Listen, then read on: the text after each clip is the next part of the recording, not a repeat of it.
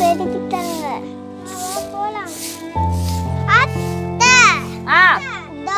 நாங்க வீட்ல டிவில போர்டா பிடிச்சு பார்க்கறோம். போய் பாருங்க போங்க.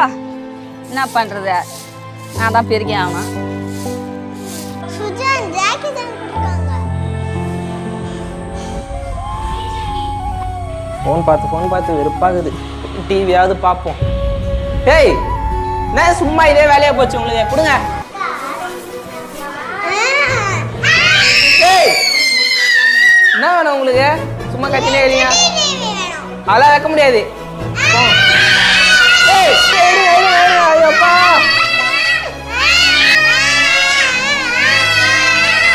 ஐயோ எப்பா என்னடாப்பா போயிட்டாரு நான்.